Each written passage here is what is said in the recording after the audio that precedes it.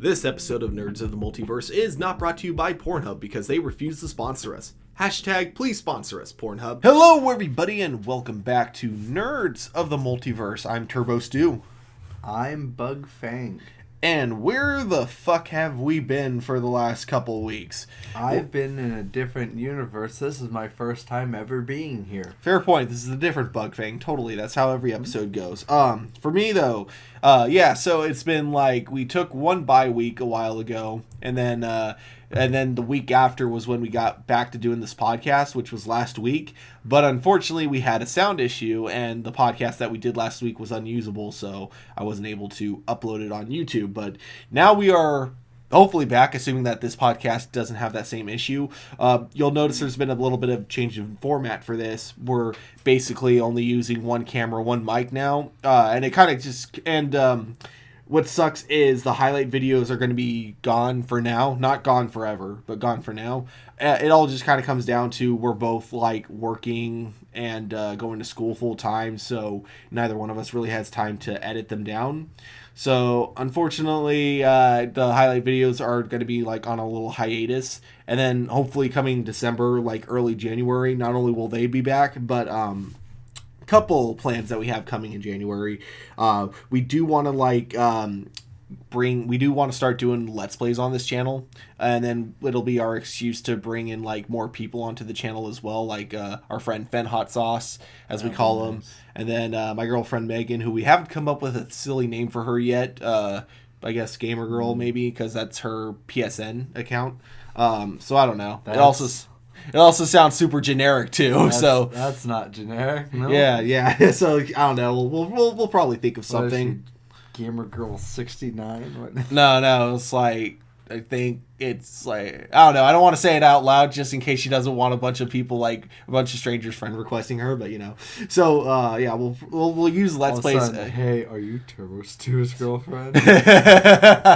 But also yeah. So we'll bring in a few extra people because of that, and if Mize and D-Ro want to join us as well, they can for the Let's Plays. We'll see. Yeah, and then another thing that we want to bring in January, which I briefly talked to you about a few times, but we wanted to do lots of money. Oh yeah, for me. We wanted to do commentary videos where we're watching like something really bad and just kind of commentating on it the whole time. And for our first two episodes, we were thinking the first one we do I don't know how it's pronounced, but the Japanese Spider-Man TV series, and then the second episode Spider-Man. No, it's like Spider-Man. And then for the second episode, I was thinking, since we already watched the first episode together, we should do vampires. Oh God. Why? By the way, that's not vampires, that's V-A-N Pyres. Look it up, please. It's an amazing show. It's one of the most amazing shows I've ever seen in my life. You're under no obligation to look that up. Do it. And then last thing I wanted to bring up is that starting Monday, we're going to be uploading our older podcast that we originally only put on SoundCloud. We're kind of done using SoundCloud, so I've canceled our subscription, basically, only because, like, on SoundCloud, we were getting, like, 3 or 4 views a podcast, so it's, like, it wasn't worth paying the $15 for, so... Discovery's so good on SoundCloud. Yeah, so we're just, we're done using SoundCloud, so I've just kind of canceled the account, and I've started downloading all of our previous podcasts, and those are all going to be uploaded on YouTube as well, starting Monday. We're going to be doing once a day, so Monday you'll have episode 1, Tuesday episode 2, so up until like when episode 7 comes out and it's all caught up. So I can go see the other universe versions of me? Exactly. Yeah. On a channel coming to your phone soon. Yep. A browser. Basically. So yeah, you'll be able to watch those and catch up if you ever feel like binging. Just be warned, our first episode was over 3 hours long because we talked about every Marvel movie coming out, like that was announced at was it Comic-Con, I think? Yeah, I think it was Comic-Con. Or was it Disney Expo? I think it was Disney Expo. It was Disney Expo, maybe? Because it was definitely like a Marvel-specific event happening. Yeah. And we talked about all the movies coming to, like, both the... Is Marvel big enough to have its own conventions yet? I'm surprised they haven't yet. I swear if they weren't owned by Disney, we would actually. They probably will next year, I bet. I'm willing to bet next year. That's probably going to happen. If we get Star Wars Con every year now, we're going to get Marvel Con every year. Yeah, so... Fun. So things are happening with the channel still. Like, the channel isn't dead, is basically what I'm trying to get across, but it's going to be slowing down for a bit. Very fat. Yeah. It's slow. Yeah. And so, yeah, we're sadly going to be slowing down for a bit. And I hope it's not, this hopefully won't be a permanent change, because we do really enjoy working on this channel. And we do want to do more content in the future. Now that all that has been put out of the way, now let's get into our first topic today. So our first topic, we're gonna discuss some funny things that directors have been saying. Two specific directors have been saying about the Marvel movies, and I got the quotes up here just because I knew I was gonna kind of forget them. But the first one was, of course, Martin Scorsese, and it was him basically trying to claim that Marvel movies aren't a real form of cinema. And he says that rather it feels more like it's more like an amusement park ride. And then Francis Ford Coppola, he added on to that, not only backing him up, but here we go. I'm gonna just read the whole quote out loud. I'm not gonna paraphrase or anything, but he goes, "When Martin Scorsese says that Marvel pictures are not cinema, he's right, because we expect to learn something from cinema. We expect to gain something, some enlightenment, some knowledge, some inspiration. I don't know that anyone gets anything out of seeing the same movie over and over." The 80-year-old filmmaker said, according to Yahoo News, Martin was kind when he said that they're not cinema. He didn't say it's despicable, which I just say it is. Well, those are some really weird opinions that, for some reason, a lot of people share. Well, the biggest thing that kind of annoyed me personally about specifically Martin Scorsese's response about it is, like, it's a lot less about like him not liking the Marvel movies, and then same with Francis Ford Coppola. It's like, not that I don't have a problem with them not liking the movies. It's more that they say it in a way where they're just kind of like, it's not opinion, it's fact that they're not cinema. It's fact that they're despicable. Well, even if you take them as charitably as possible and say, in my opinion, they're not, just kind of staple that at the front of each of their sentences, they're still just blatantly wrong anyways. Well, I mean, like, their opinions are actually somehow de facto wrong. Yeah, I mean, like, well, with cinema, I mean, cinema is such a vague thing, and, you know, going back years, so it's like there's not really anything that you can specifically say comes from cinema, and well, like, I mean, to the whole, like, say it has to, you know, air in a theater and be available for public consumption. And Marvel fits all those categories. Right. Like, I don't know, that's just weird. Like, not enjoying a film doesn't make it not a film, right. You know? It just makes it either an unenjoyable or bad film. Yeah, and there are... Bad cinema is still cinema. Yeah, exactly. There are, and plus, like, one thing that they don't acknowledge at all is they don't, like, try to go over why it is that they think that other people like these films, because they just... Well, they actually seem to not acknowledge other people like these films. They almost go, well, there's nothing enjoyable about them, and I don't see what anyone could see in them. Mm-hmm. Not really acknowledging any of that. But I, in particular, really like their comparison to them being roller coaster rides. You know why I really like this? You know what one of the earliest actual cinema experiences was? What's that? Just a moving picture of a train coming at a camera.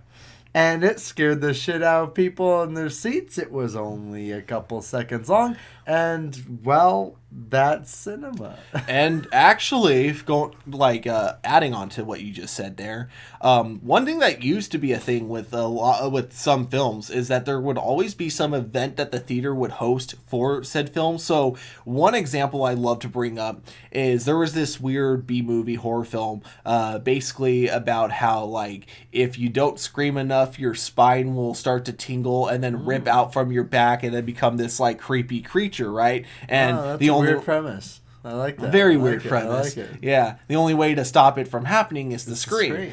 So I should scream more often. I don't want my spine creeping out of my back. Yeah, that would suck. It would suck. So what the movie theater did, many theaters that were showing this movie did, is they had vibrators in the seats and they had actors in the audience, actors that would scream at a certain point in the film, because there was a point in the film where basically the main character is like talking to everyone, but also talking to the camera, not necessarily like directly addressing the audience, but making it clear that it's like he is addressing the audience.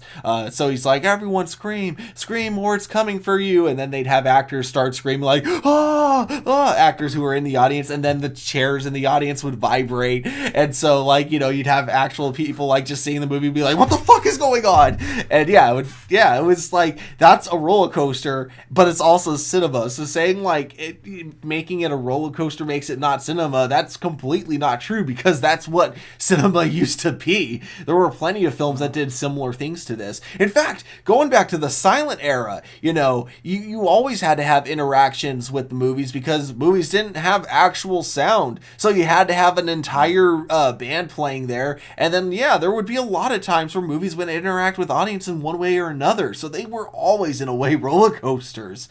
So saying that makes it not a cinema just isn't a valid argument. I mean, yeah. I mean, yeah.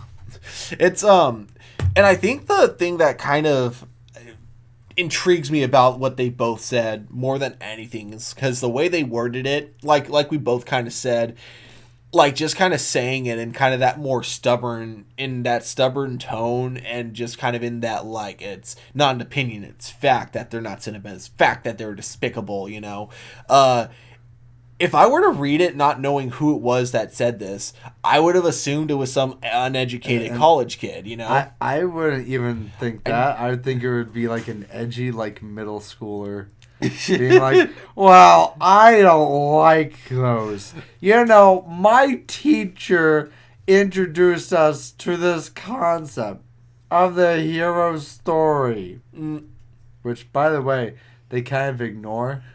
They act as if any film is ever a different story. Yeah. When, there's like an entire field of study about how, every film follows this hero's journey in one way or another. Every film, other than like really edgy, like side pieces, follows a very strict set of rules anyways.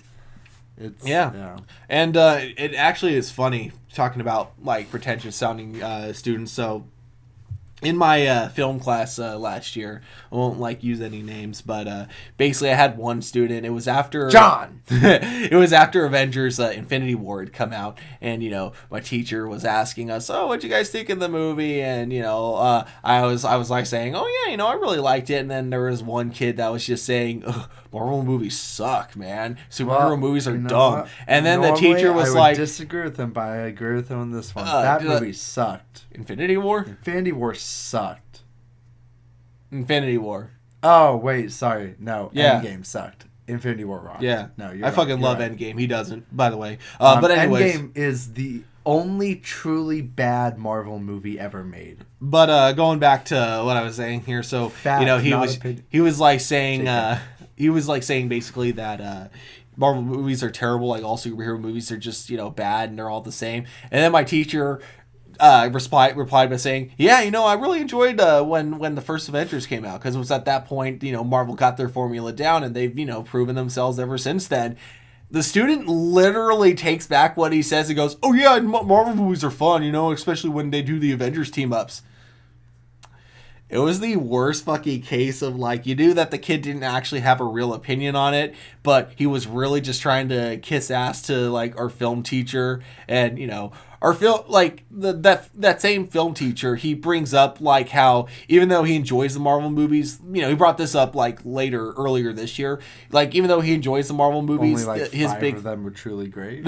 Oh, no. He was saying that his biggest issue with it is that it's the same reason he doesn't really like TV shows, and it's that he likes things having a closed ending, like after 1 or 2 movies. He doesn't like the idea of, like, a franchise going on and on and on. It's just, he's not He's also not saying that that's bad. It's just it's not the kind of thing that he likes to watch. He likes to watch something and then move on. He should love the Hulk movie, which hasn't had a sequel yet. Yeah, that's true. But which makes sense, and that's the other thing though, is that he's like he never like was saying that they were like bad movies, and even if he said that they were bad movies, like it's like yeah, he made it clear it was like his opinion on it, and when he was mentioning like the whole thing of him not being a fan of like the way it's made to make more movies, each movie sets up another movie.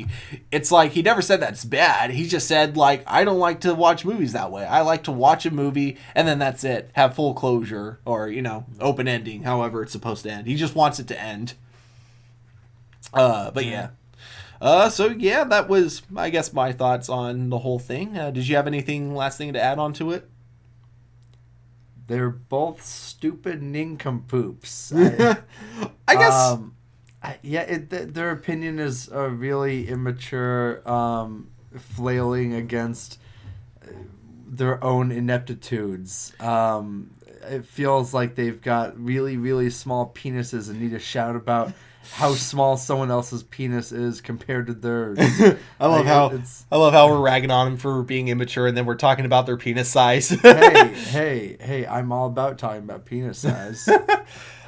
So one last thing that I wanted to bring up was one of the best responses I've seen about this, though, definitely came from James Gunn, and it was just about how this happens generation through generation. You had with Francis counterculture, with Francis Jack Coppola. The generation before him, was shitting on the Godfather movies because they were saying all gangster movies are exactly the same, glorifying crime, and then before that, you had the same exact thing with Western films. Being like, oh, Western films suck, they're all the exact same movie, and then then it goes to after that it was sci-fi. It always changes, and now for in this particular case it's Marvel / just superhero movies.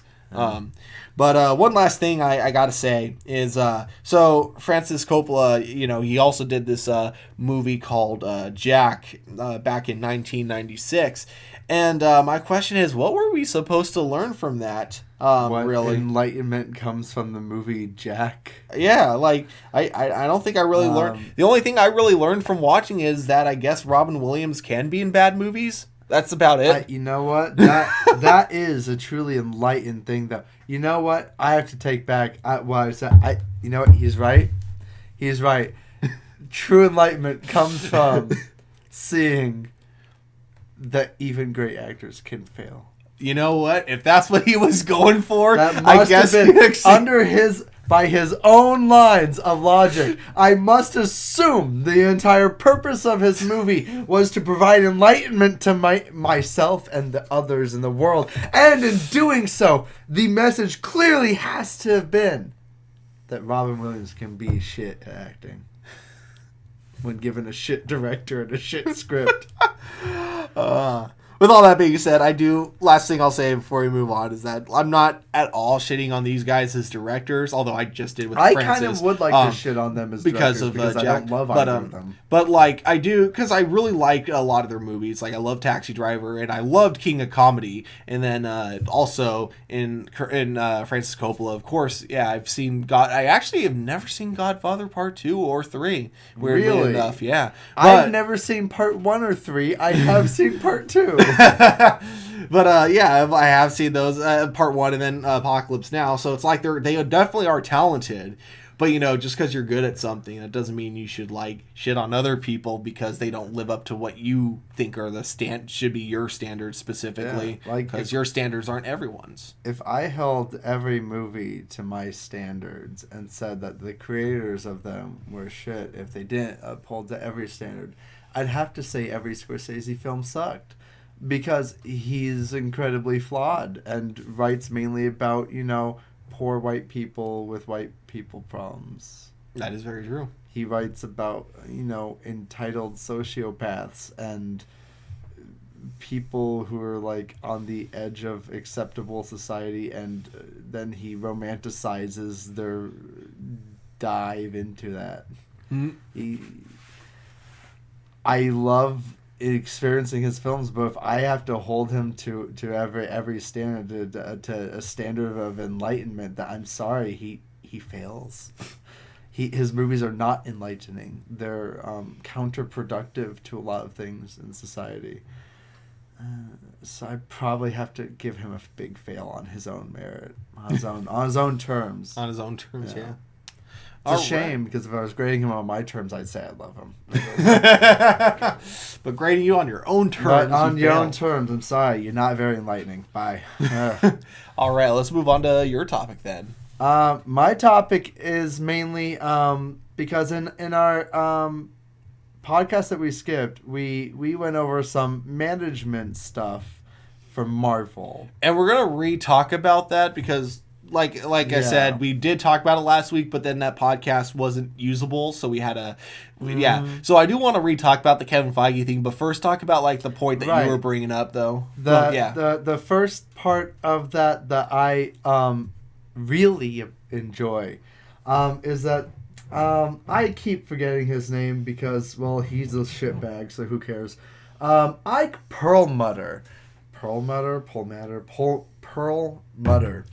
yeah. Is one of the executives over at Marvel whose influence has had an extremely negative impact on the Marvel universe, the Marvel Cinematic Universe in particular. He's I think, majority shareholder or significant shareholder, and because of this, he's had significant creative input before. Most famously, he's the reason we didn't get a Black Widow movie when we were supposed to originally. Mm-hmm. He's also the person who's been who made it so Disney couldn't make toys of the female superheroes for ages. He would take big shipment boxes filled with superhero action figures and say, make sure that only 6 Black Widow figures are in there out of a huge shipment box. Yep. He has been quoted as saying that like the Black Panther movie could never succeed. That no one wants to see films about women superheroes or minority figures. He's kind of just a terrible shitbag. And what's funny is that he must know he's a shitbag because he's also very private about everything he does. The only reason we know this is through other people that work in Marvel. Yeah, a lot of that is true, except for now he's publicly a shitbag too because he works with the Trump campaign. I did not know that. Yeah. So I'm not surprised. So this bit of news comes from him basically recusing himself from Marvel duty for a significant period of time now, and that this is almost being semi-officialized with their staff changes, and they're kind of ignoring his past mandates now. Because he doesn't have time to keep mandating them, because he now is overworking with U.S. President Donald Fuckhead Trump's campaign on something I don't even know what.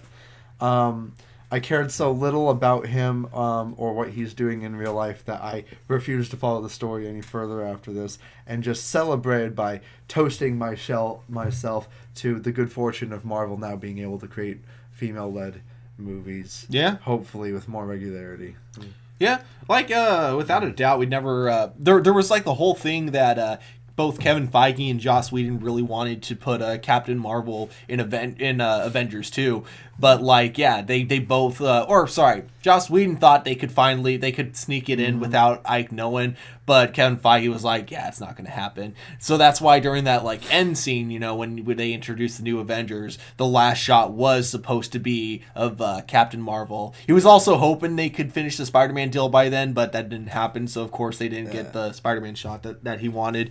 But there was supposed to be a little more to the very last shot. Yeah, Captain Marvel was originally supposed to be a pretty quick introduction to the MCU. She was supposed to come a lot sooner, which makes a lot of sense because for about a decade before the MCU even got real hot, Captain Marvel or Carol Danvers as Miss Marvel at least had already been a significant showing, a significant feature of the Avengers, and far before that, as her first stint as Miss Marvel, she was always a prominent member of the Avengers as well.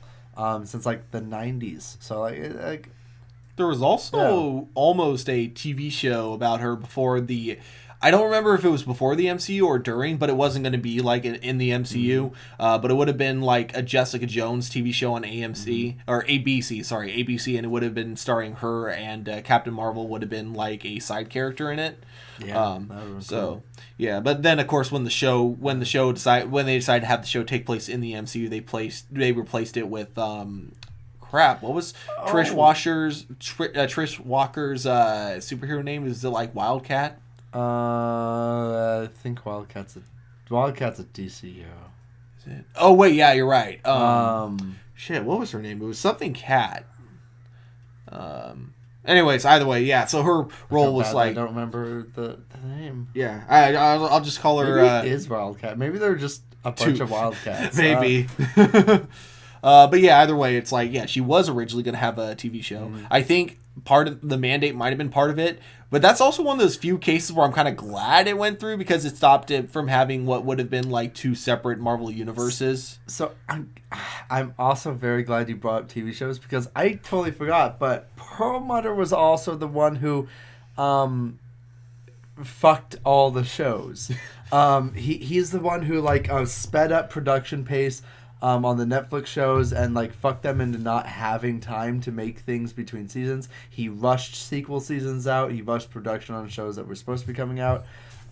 He canceled a lot of shows. He didn't let shows get off the ground in the first place all the time. And he's famously the one that kept Kevin Feige from being able to use the Inhumans and rushed the Inhumans to market in the first place. He was it's slightly different. Like, yeah, basically he was the one that demanded that they did like an Inhumans movie. The reason Kevin Feige wasn't huge on doing an Inhumans movie is because he really likes trying to keep like good relationships with other studios, and he knew that Fox at some point was probably going to be wanting to use Inhumans characters. And as a business strategist, this is what you can do, is that when you know someone else wants a property you have something that you could easily trade. So what Kevin was going to try to do is keep the Inhumans from having a movie so that he could use that to negotiate with Fox on certain characters that they might be able to use in the future, and that in return Fox could use Inhuman characters in the future. But why would Fox want to use Inhuman characters? I don't know. This is a quote from Kevin Feige himself saying that, yeah, he knew that Fox was like interested in a few Inhuman characters. So he was. That's why Kevin Feige was hesitant to make an Inhumans movie, but Bob Iger, or not Bob Iger. Sorry, Ike. I can't believe I already forgot his name. Ike something. The guy we're talking about. Ike Shitbag. Ike Shitbag. Okay. Ike Shitbag. Yeah, he's the one that said like, no, we were making an Inhumans movie. Was it Perlmutter? Perlmutter. Ike Perlmutter. Ike Perlmutter. All right. Yeah. Either way. He's the one that mandated that there be an Inhumans movie, which eventually turned into a TV show, which they filmed the first episode, I think. They had to have a script, a crew, and they got it all together in a little over 2 months.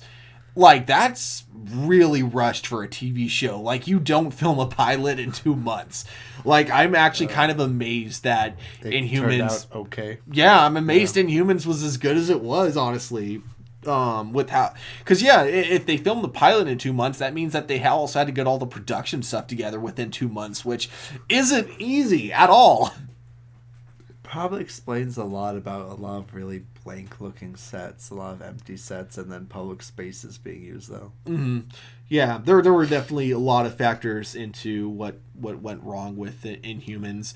But yeah, and he was like the major one. Like the biggest one being Kevin Feige just didn't want to do an Inhumans movie yet. Alright. Now, I think that's a good transition point. Speaking of Kevin Feige. Okay, yeah. We'll use that to talk about what we already kind of talked about last week, but then got deleted. Anyway, so yeah, Kevin Feige has now gotten the biggest promotion that a guy who's already in charge of all the movies could have gotten, and that is he's now in charge of all the TV shows, all the comic books, and all the animated shows. He's literally the creative head of Marvel now. Yeah, not Marvel Studios, not Marvel Television, not Marvel Cinema. Marvel. He's the creative head of Marvel. And something that I wasn't so certain on when we initially did talk about this, I'm much more certain on now, is this includes everything. Movies, television, the multiple different sets of licensings that Marvel has between Marvel TV, Marvel Studios, Marvel Entertainment, between those three, and Marvel Comics. He very definitively has creative control over all of them. I'm much more certain about that now. I've read more articles about his potential control over the comics, or at least his interaction with the creative control over the comics now. He's just the big head of Marvel creatively. He gets to direct the big movements that happen. If he so chose, he could now mandate the comics do a tie-in event with something. He could mandate that they make television shows to his whim, that they move licenses from studio to studio to his whim. Yeah, he's got a lot of control now. Yeah. The thing I also brought up last week, and now I actually have a little more information on, is I was really worried when it came to Jeff Loeb's side of things, because I'm like, well, Jeff Loeb's been doing a really good job, and it'd be a shame to fire him just to replace him with Kevin Feige. I was hoping that Jeff Loeb would still have some creative control. Apparently, he's been trying to retire for a while at this point, so I'm actually a lot less worried about this. It seems like he's actually been trying to retire for a while now. Now that Kevin Feige will have creative control, it's going to be as much as I'm sad to see the lower budget side of the TV go, it makes more sense now, because now it's going to be the shows are going to kind of slowly end. Cloak and Dagger, I think that show got canceled, but I think its conclusion is going to be in the show Runaway Season 3, if I'm not mistaken. So, and then Runaway Season 3 will more than likely be the last season of Runaways. It's more that there was more prep for this, though, so it's not like with the Marvel Netflix shows where they got canceled a week after they aired, and it's just you had... I mean, Jessica got canceled before she finished airing. She got lucky. They let her finish. Able to, they let her go for season 3, but man, that was you're done with filming, and we're just gonna tell you right now you're not continuing. Yeah, Jessica Jones and Punisher were the two lucky, and Daredevil. Even though they planned for 2 more seasons, they did wrap everything up just fine in Daredevil, I thought. With the exception of the stinger. There was a stinger at the end. Yeah, except for that big stinger where Bullseye gets the adamantium skeleton like he does in the comics. Yeah. It was a stinger, but besides that, everything important really wrapped up at the end, I thought. And then, for Punisher and Jessica Jones, they wrapped everything they needed to wrap up for those shows. Punisher was a fantastic... God, the last shot of Punisher, I still is one of my favorite things. But then you had the problems though with Iron Fist and Luke Cage, and those shows had cliffhanger endings that did not wrap anything up. Luke Cage in particular had a very, very, very, very completely not okay with cutting away from the cliffhanger ending. At least with Iron Fist, it was kind of a fun stinger ending that you could still accept as a series. You could accept I it can as move a series. On past that. I'd rather not. I'd rather see where that went, but I'm cool with them leaving off of weird Iron Fist bullets. Luke Cage's is the one where it's oh no, I kind of need a fucking conclusion for this. You made the main character the villain. What? Yeah, exactly. And this kind of happened out of nowhere too. Yeah. He goes through how many episodes was that season? 13, right? So it's 12 episodes of I don't kill, I won't cross that line to I'm just gonna be the Kingpin. Be the Kingpin now. Kingpin of Harlem. So I forgot where I was going with all this. Other than it's a shame that we're not going to see conclusions for that. Whatever. Yeah. I actually am cool with Kevin stepping in on the television front and unifying that. Wait, I'm sorry. That. I remembered where I was going with that. Unlike that, I think the Marvel TV shows that are ending are actually getting their conclusions though. Last thing, and then I'll let you talk. Sorry.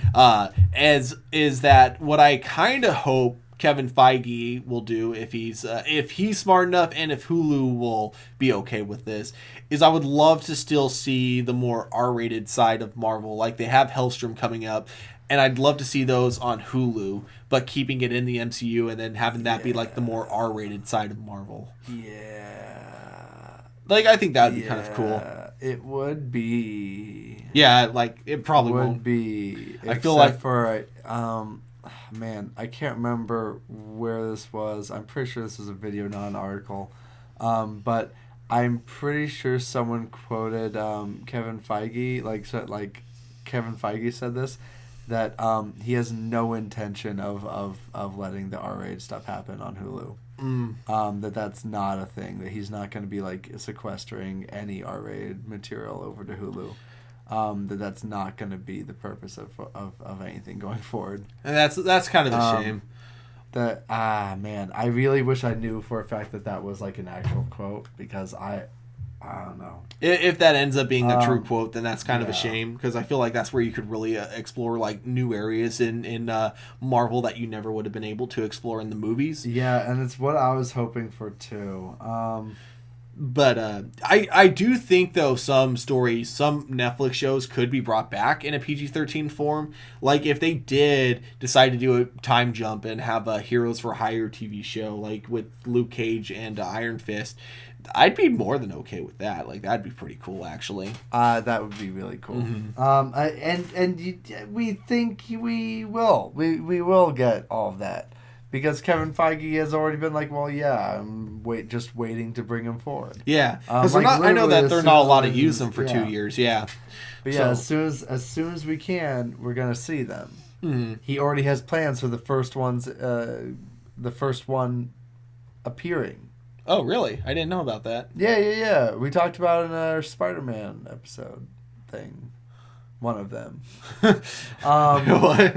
Yeah. The past version of me, that universe talked about how it was most likely be whatever plans they had for Spider-Man 3. They were going to introduce Daredevil, because he had just been talking about having a definitive plan for the first one being introduced, and the time period matched up with when the next Spider-Man movie would theoretically come out. Like, that would be cool. I'm definitely not going to get my hopes up for that for a few reasons, but that would be awesome.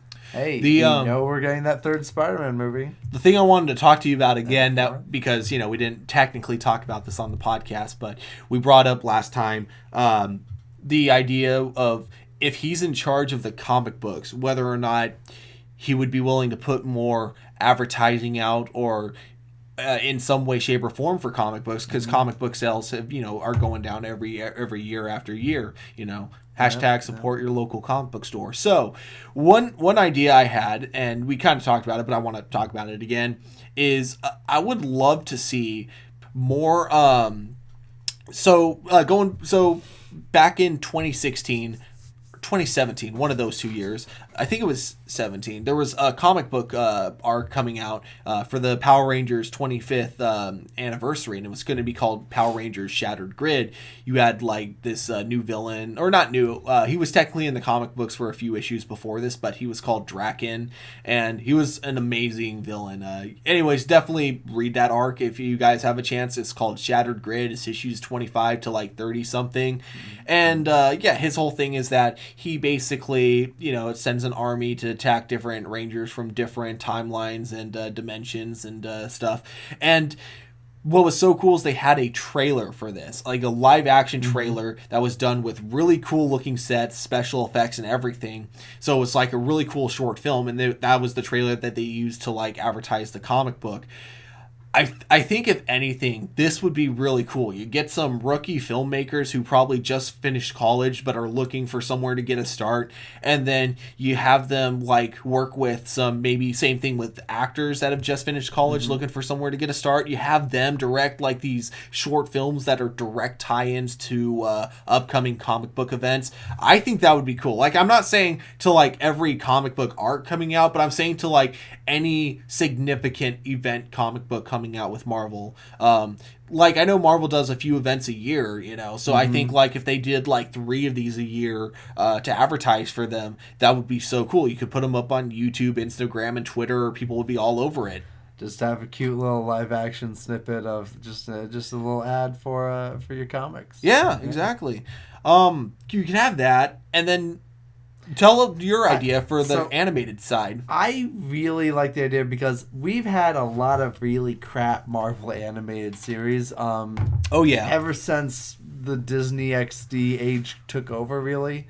I'd say the last good animated Spider-Man was probably Spectacular Spider-Man, which may have also been on. That may have been the first one on Disney XD. No, that one. Or that one got Disney canceled after it went to Disney, from what I remember. It was because it wasn't on Disney originally, but then it moved to Disney, got canceled, but they kept showing reruns of it on Disney Channel. I think that was. Call me out on my bullshit if I'm wrong on that. That was the last good one.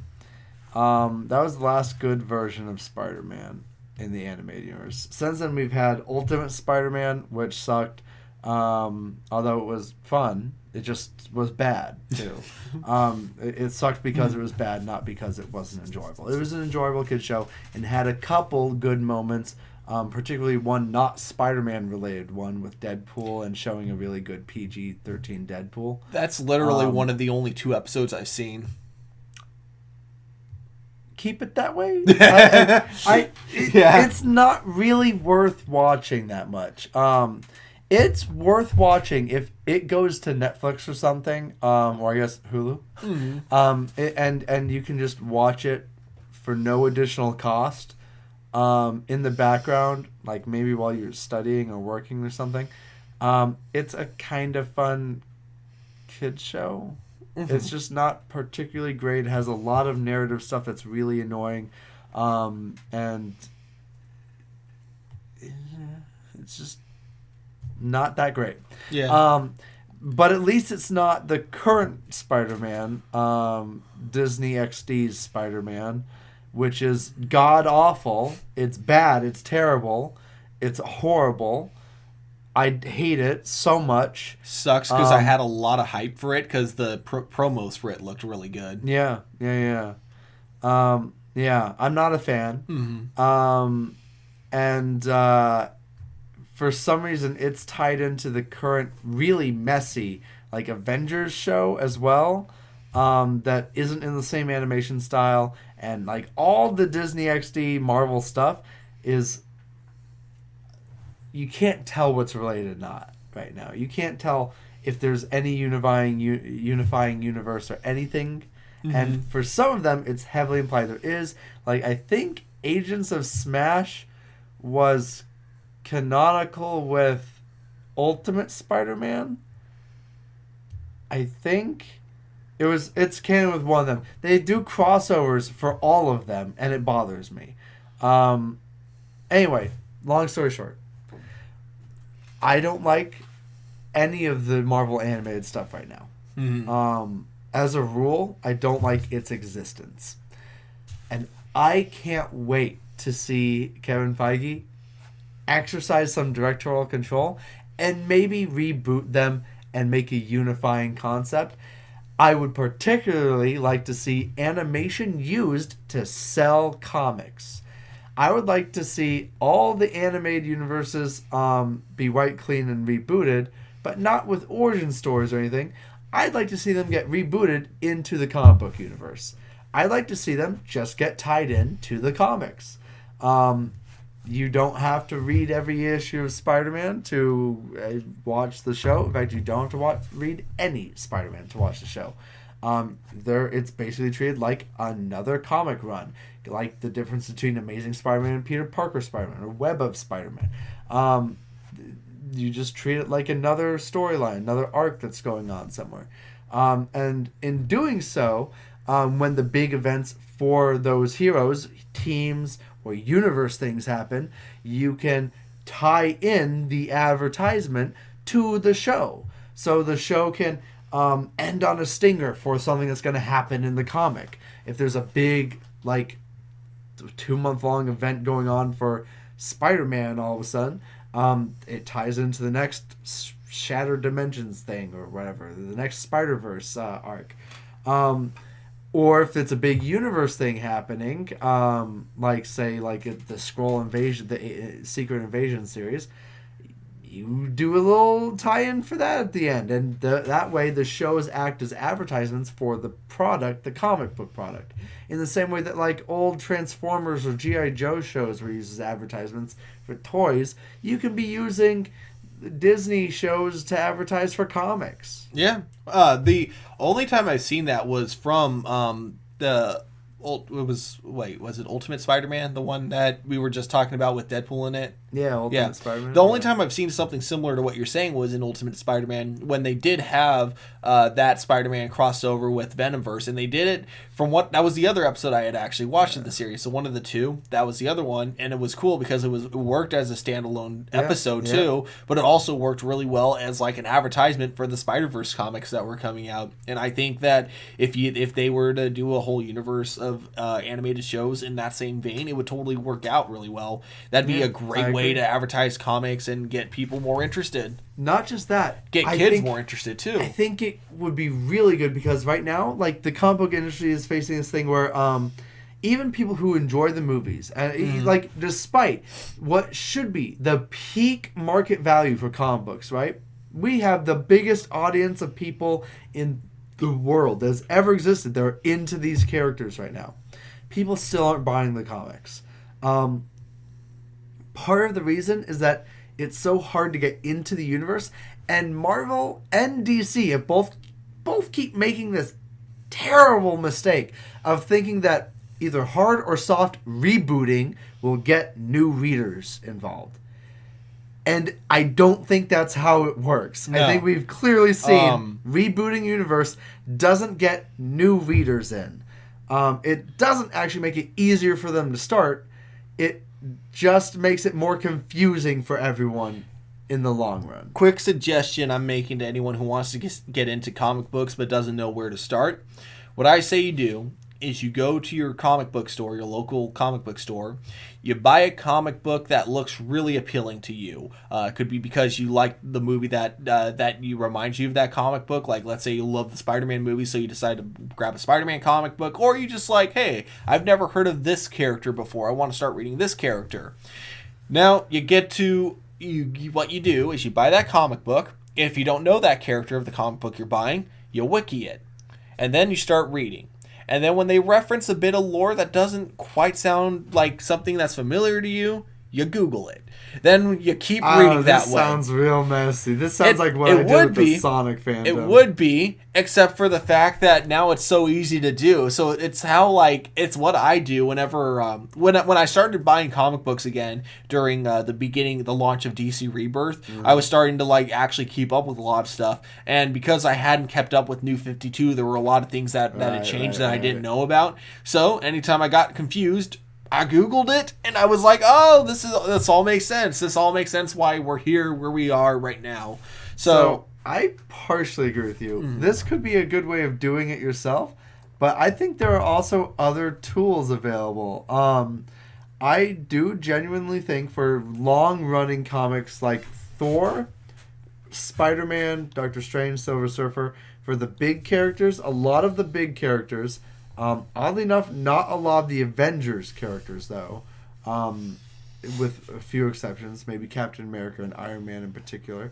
I actually do recommend, if you're going to go to your local comic book store, have them order you a Marvel Essentials Volume 1 of whoever you want to read of. You're going to be starting in the 60s or whatever, for whoever it is, but you start at the beginning, and you don't have to work your way all the way up to present day, but it gives you the core of the character better than almost anything else can. And then if you want to read from the beginning, that's kind of the only way to start at the beginning now, officially. After that, if you're interested in continuing, I honestly recommend pirating the comics. It's terrible that we don't have really good ways of getting the comic books, especially older ones, and reading them to modern day. The best way are like people who unofficially have collected and upload digital versions of many of these comic books that you can flip through yourself. Sadly, that's the best way to read a lot of old comics now, and the only way to without spending way too much money. It's too expensive to get into officially. For a little while, Marvel did this thing where they sold like these collections of comics on disc. This was before Disney bought them, though, and they canceled this as soon as Disney bought them. Where they were selling these like box DVD discs that you put into your computer, and they had the digital version of every issue that came out from the beginning all the way up to I think the year 2004. I have the Silver Surfer, Fantastic Four, and Spider-Man ones of this. They are all worth hundreds of dollars each now. My slightly damaged Spider-Man one is worth over $350, which is ridiculous. So I do not expect people to go out and buy these for $350. I would rather help you pirate them somehow. If it's the DC side of things, currently the DC Universe app DC actually is much better. It's about this, actually amazing. I'm actually amazed by the comics that I was able to find. When DC Universe first launched its app, it fucking sucked. I was actually very really scared for that very integration annoyed for a little while. But then something happened out of nowhere. After about a year of I guess people unsubscribing, they were like, maybe we should put more content on here. And lo and behold, their comic collection now alone actually really that good. makes it's worth watching. It makes the $9 I pay for it worth it. This is something that I actually am totally willing, despite being a Marvel fanboy, self-admittedly, super Marvel fanboy over here. DC has gotten really a lot better very recently with their digital shit. The DC online stuff, super good. If you're a DC fan or you're into Batman and just want to read some Batman stories, getting that subscription is a affordable way of reading decades of history right now. That's actually really good. Really good job, DC. Doing better every day. Marvel sucks, though. Marvel does not have this. Marvel has a digital service that you buy comics individually on. They have digital copies of comics that they make. But it doesn't go back very far. It's missing entire decades of stuff. And it's expensive as fuck to use. Because you have to buy individual comics. You have to buy different things.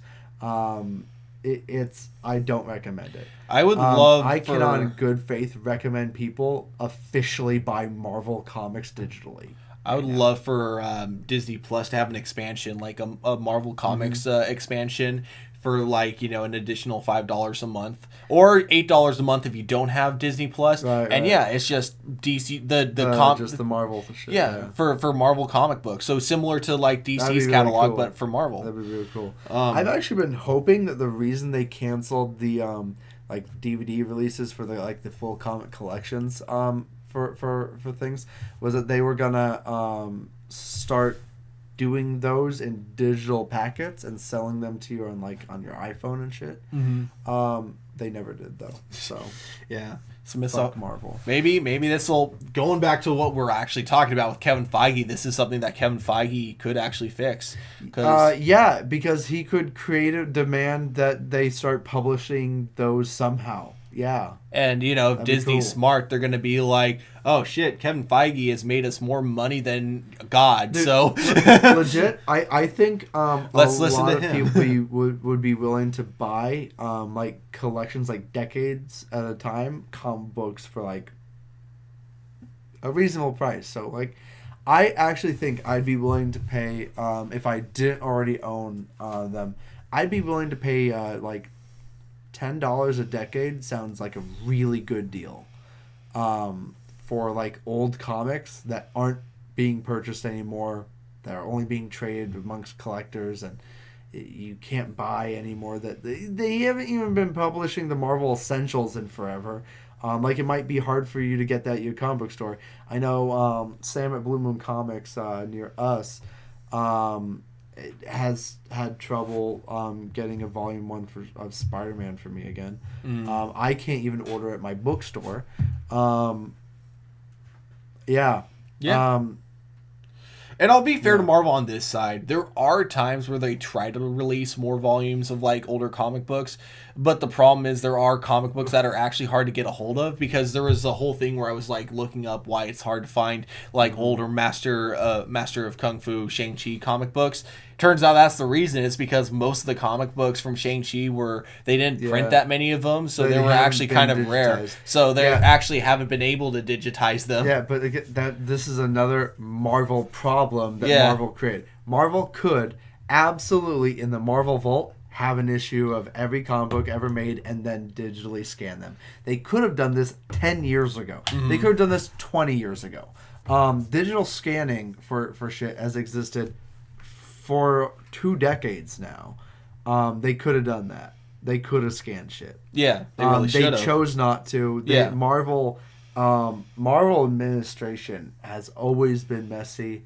Always has been famously messy. So let's hope this is stuff that gets fixed. It's kind of bit them in the butt at this point a bit. But I think they could make a concerted effort to pay collectors to get every issue easily. I don't think this is actually a difficult thing. If they put out the call, I think they could easily get... I think most collectors would actually be willing to do it, probably pro bono, or maybe just for like a studio visit. Like they paid them to like come out and like tour the studio or something in exchange for getting to scan the comics. I feel like Marvel would have no problem doing this if they wanted to do this. The problem is that they don't want to do this. They don't have an interest in doing it. Otherwise, it would be done. They have Disney money behind them. Like, for fuck's sake. All right, cool. So I think that about wraps it up about like what we're hoping from Kevin Feige. I did think of one additional little topic. While we were talking about DC Online, there is something that worries me that sounds like it might be coming to DC Online. What's that? It might be collapsed.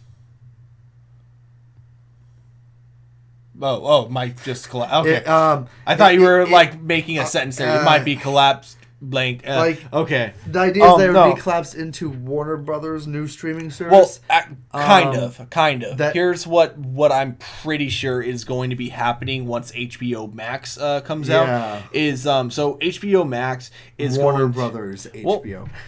Well, actually, you know what? We'll add this as another topic because there are a couple things I could say about this right now because I've been like looking into this for a while. So for several reasons, and I'll explain the other one after. So for one, I do think that once HBO Max comes out, it's not going to happen immediately, but I do think after a little while, all the DC shows are probably going to be moved onto HBO Max and taken off of DC Universe Online. I don't think they're going to cancel either Titans or Doom Patrol. Swamp Thing, there's still a chance that show could come back, but I'm not going to hold my breath. But anyways...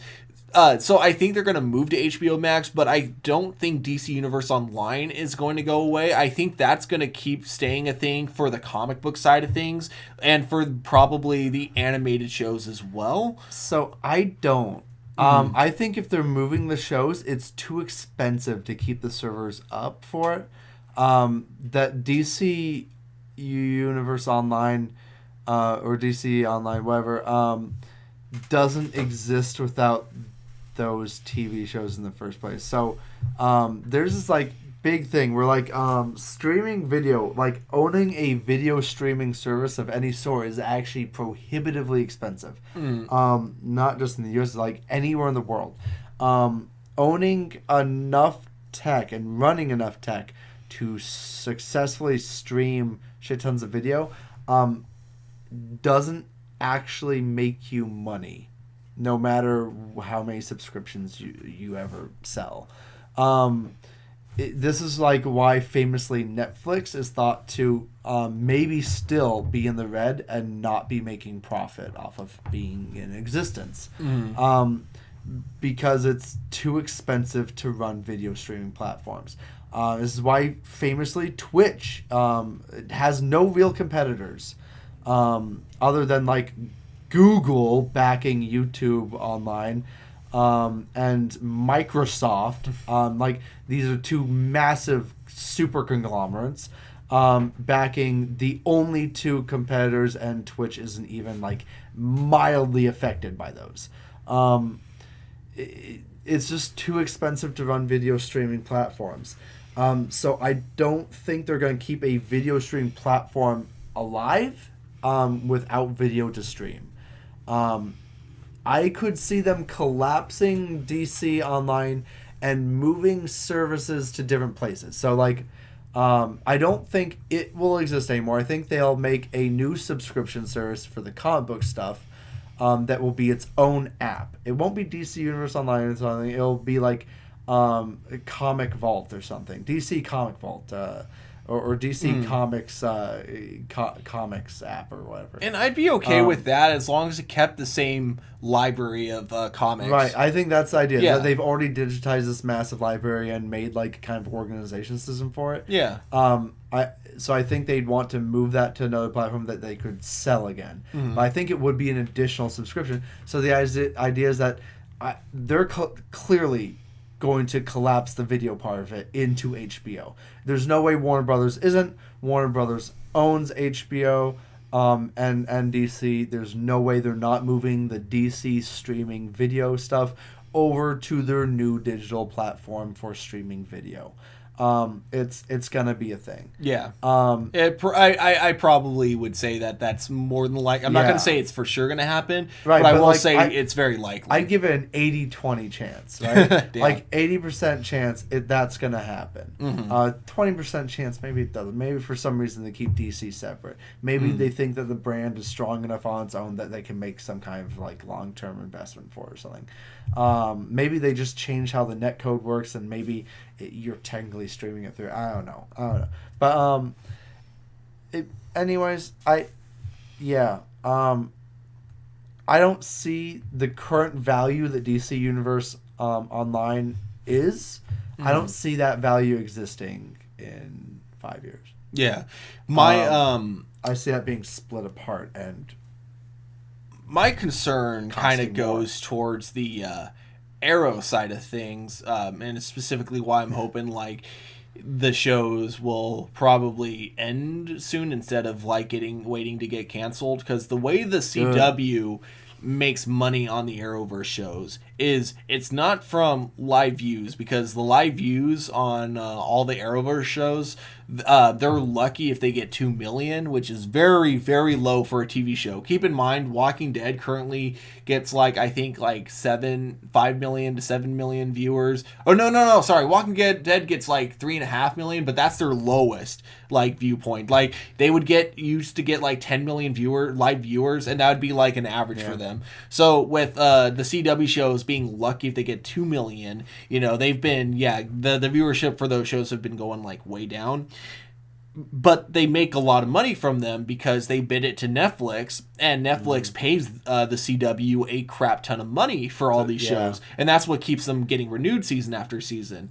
Now, my worry is that if HBO Max is coming out, the CW shows are their property, which means they'll want to put those shows on their site, and they won't have to pay for it, I don't think. I could be wrong about that part, but they won't have to. They won't even have to like really compete with anything, even if they do pay the CW for them, because they can still tell the CW not to give it to Netflix. I'm going to disagree with you on this one. I don't think that this is a valid worry. I don't think we have to worry about the CW shows coming over to HBO. And the reason for that is because they're going to stay on CW. What I'm saying is like from Netflix. I don't think they're going to leave Netflix. And the main reason I say is because they didn't stop being on Netflix for the DC Universe Online. Even though they're DC shows, they didn't stop being on Netflix. That is a fair point. Move them over to DC Online. And if they were worried about or thought that the branding was important for DC Online in the first place, that's kind of what they would have done. I think for the CW shows, I think they actually like the distance they have from them being not related to the other stuff that they do.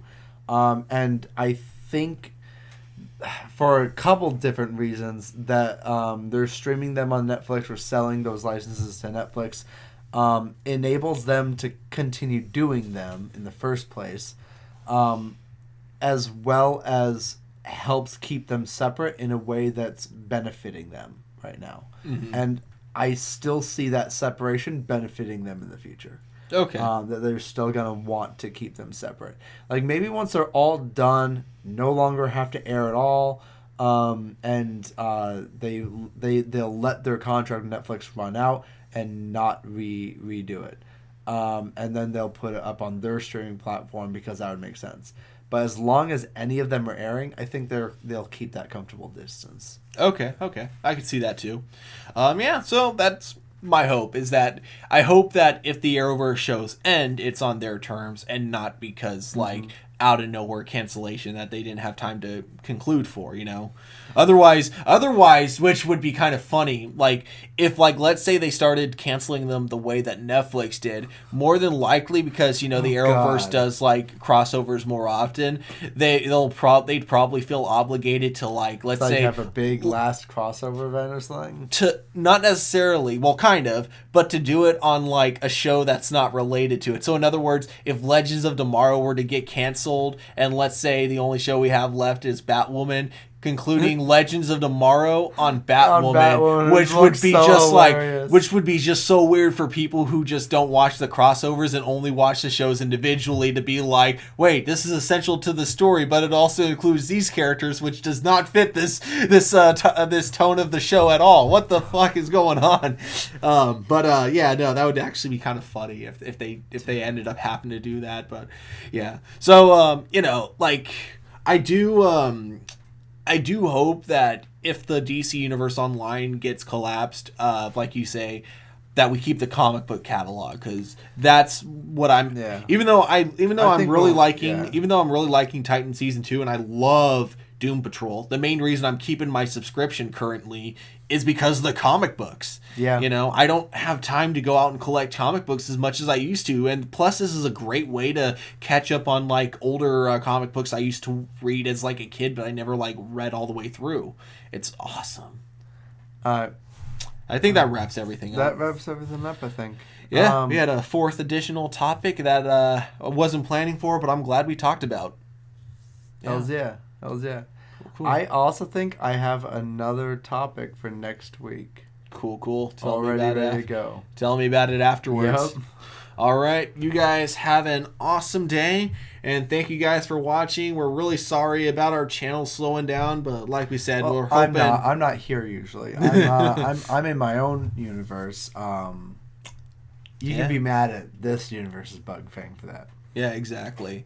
But anyways, we'll try to keep having these podcasts up every Sunday from now on, Sunday in the afternoon. But yeah, thank you guys for watching. Have an awesome day. Bye-bye.